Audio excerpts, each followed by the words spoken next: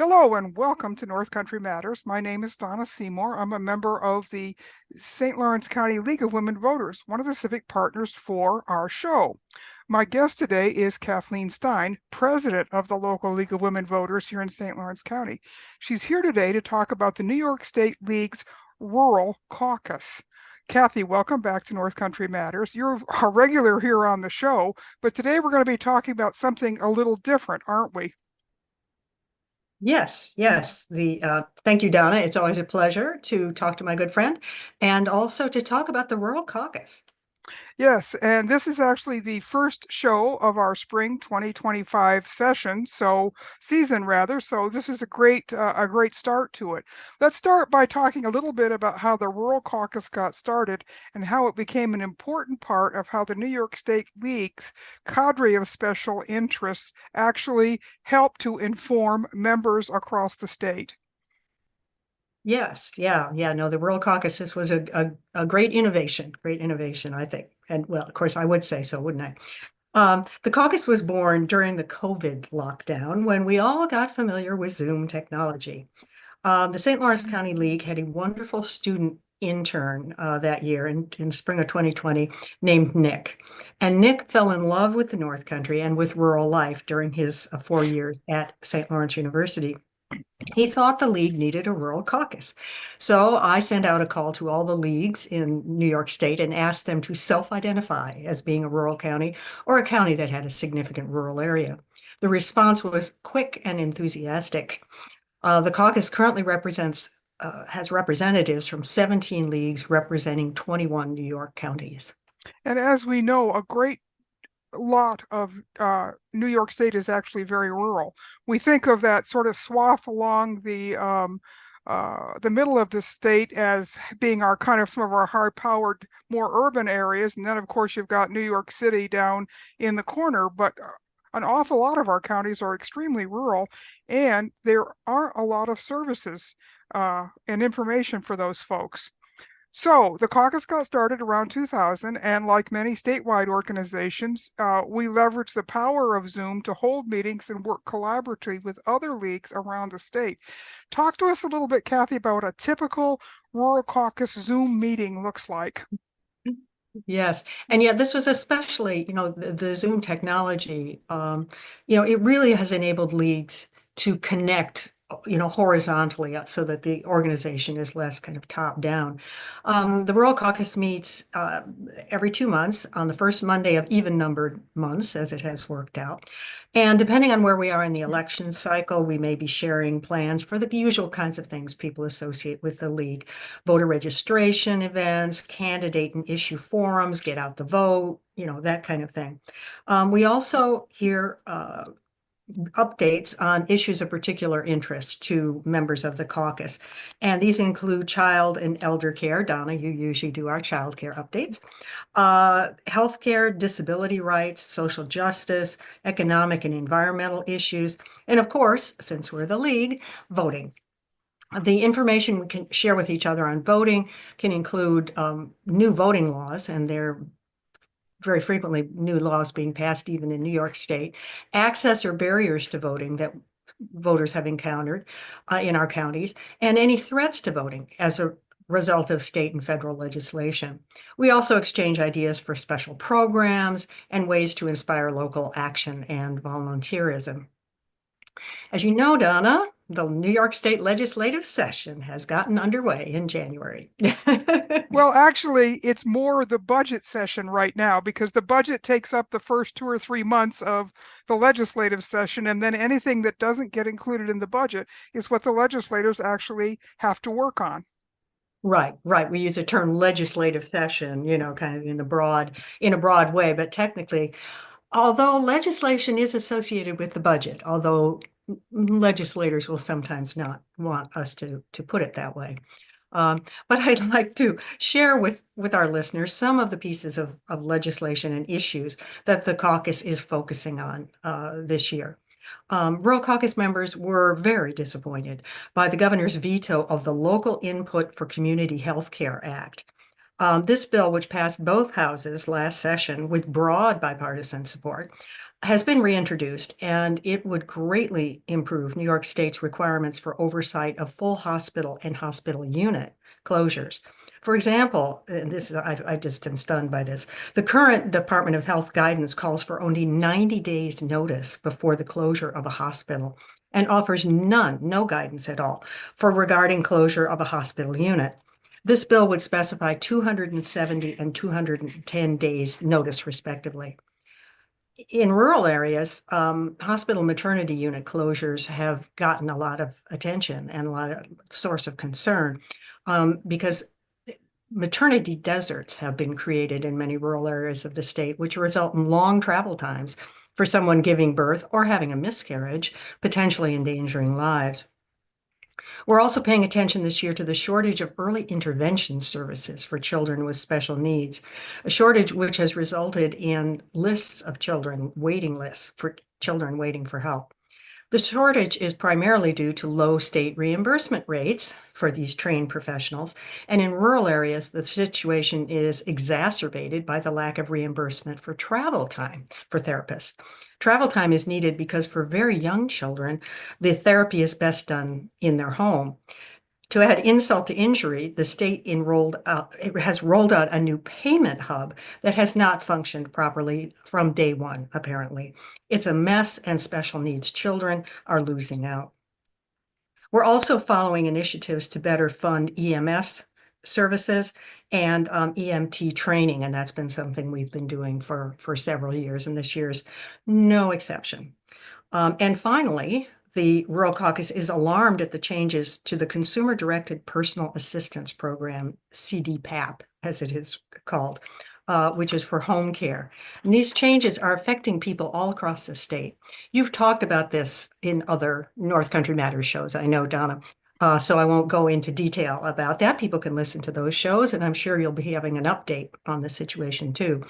But suffice it to say, the caucus will be promoting passage of legislation that has been introduced to reverse some of these terrible changes while also enacting reforms, which are needed as well.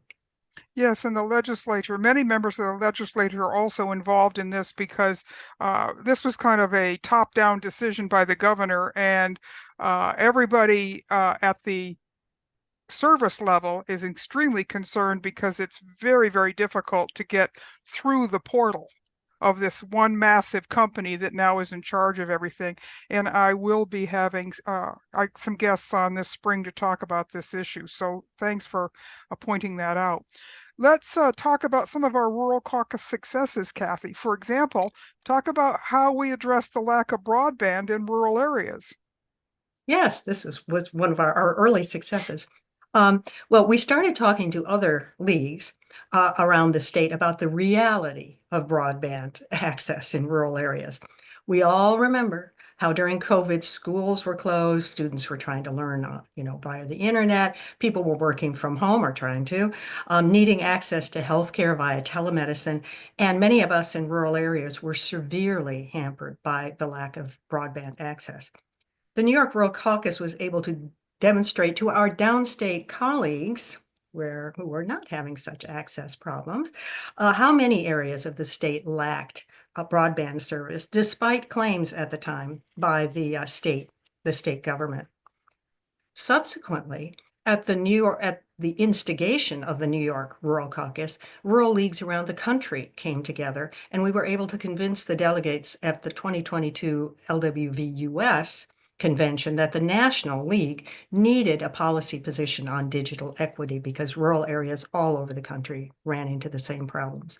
As a consequence, leagues everywhere are now better able to advocate for better broadband in underserved communities. So that was a real contribution we made to the league at a national level. It was, and the effectiveness of that campaign by going across the country to other leagues who were always also in the same boat our rural leagues were here really helped to change the messaging and change the action at the national convention, didn't it? Yes, it did. It did. And they never really heard from rural voices as rural voices. And they took notice and they were very receptive. They were, and of course, once people find their voice, they quite often use it. So that was Yes. that Yeah. was good. That was good for all of us. So another good example of rural caucus action is how we have championed local journalism, which helps to combat the local news deserts we see all too often in rural areas. Absolutely. Local journalism has really been, having trouble in a lot of places. But the League certainly knows the importance of local journalism for democracy. This is how voters get informed about local government, and there isn't any other way to except for local journalism. Our work on this issue started with last year's successful efforts to pass the Local Journalism Sustainability Act. This year, we are promoting the Lift Our Communities Advertise Locally Act, known as Local, which would provide tax credits to small businesses, minority, women, and veterans-owned businesses that advertise in locally owned newspapers. And this is really, really important because one of the things that we saw during COVID was that local journalism really suffered with the decline in ad revenue. And it's Exactly. because businesses were closed and there was a lot of disruption to the economy. And so keeping those local news options open is critical to informing and keeping people in the know about what's going on in their local governments. And so this championing this is really something that is right up the league's alley, isn't it? Oh, absolutely, absolutely. And it just so happens that actually at last year's National League convention, the National League adopted a position on the decline of democracy and the importance of local journalism. So, we're using that. We're using that for sure. Yes. So, Kathy, let's talk about why it's important for organizations like the League to have a rural caucus and a place for the smaller leagues to come together to talk about issues and work together. Yeah, yeah. I mean, sometimes the voices of rural members of a large organization like the League, which has a national, state, and local level, can get lost because the members, from the rural areas are going to be in a minority. And this is certainly true of the League. And it's compounded by the fact that most small league chapters don't have the resources to send people to statewide or national meetings. I mean, it's expensive, and travel and registration and all that. The result is that our issues don't always make it onto the table for discussion. But by working together as a caucus to lift up our voices and our issues, we can gain a seat at the table, even if sometimes all we do is bring a folding chair, as Shirley Chisholm used to say. Yes, and she was right to say that because getting your voice heard is how you get your issues addressed. And that is certainly true at a state level and at a national level. So we would be remiss, Kathy, if we did not talk about how to join the League and how to become more active in the various interest groups that are actually here in New York State. The Rural Caucus is one example only of one of these issue committees that inform others about what needs to be done and how to take action at the state level. There's a whole new way to join the League, isn't there? Tell us about that. Yes, yes, this is in the process of being rolled out, and it seems to be going smoothly so far. The US League has just rolled out a new portal for all leagues across the country. So instead of joining at your local level, you join at the national level, and they handle all of the technicalities and whatnot and paperwork. I mean, this is going to save a lot of time for a lot of leagues. It's really going to simplify the process. There's also a new dues structure. It's going to be a pay what you can model. And this will also help more people join the league who might be interested, because no matter your economic status, you can find a dues level that will work for you. So the recommended amount for all members across the country will be $75. But as I say, you can pay there's a minimum of $20, but people can pay whatever they want. And several states have already done this at the state level, and they have found they actually ended up getting more dues money. They got more members, people, lower levels, but people who could afford to paid much more than the recommended amount. So it's actually been a win-win so far. So if you care about democracy with a small d and want to learn more about important issues and how to take effective action, the League is for you. The League might be an organization you would want to join. We are a political grassroots membership organization that believes the freedom to vote is a nonpartisan issue. For more than a century, and the League celebrates its 105th birthday on Valentine's Day this year, we've worked to empower voters and defend democracy. We encourage everyone to take part. We want everyone to take part in democracy. We take positions on issues after careful study, but we never endorse candidates or political parties. Our vote411.org is a great place to learn more about the political process, and it works anywhere in the country. We'll plug you into your state's and local information. You can register to vote there, and you can, in general, become a more informed voter. So I also want to put in a plug for vote411.org.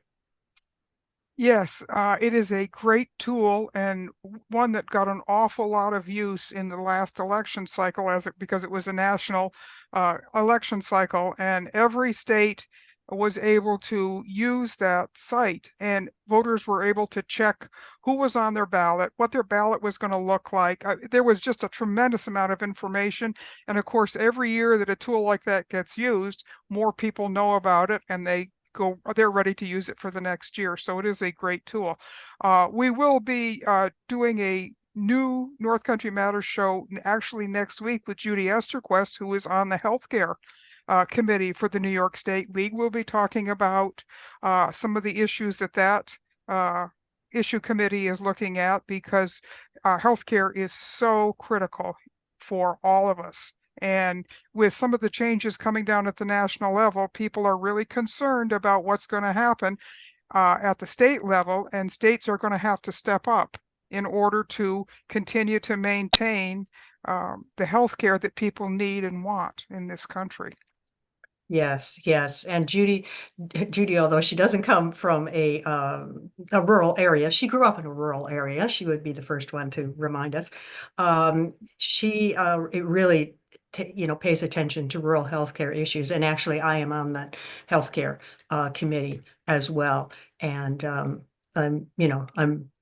this is crucial. I mean, we may be looking at cuts to programs like Medicaid, and in poor rural areas that can be devastating. So we're going to have to see what the state can do to try to help out if that happens. I hope it's not going to happen, but well, as the U.S. Army says, hope is not a plan. So hope is not a plan. You're you quite better right. educate yourself and advocate for sure. And rural healthcare is under enough problems as it is without having funding cuts from the top. So it's something we all need to pay attention to. Well, Kathy, thank you again for coming in today. This has been a great kickoff to our new season, and I hope that people will take up this opportunity to learn more about some of the issues that the League cares about and can help them advocate for.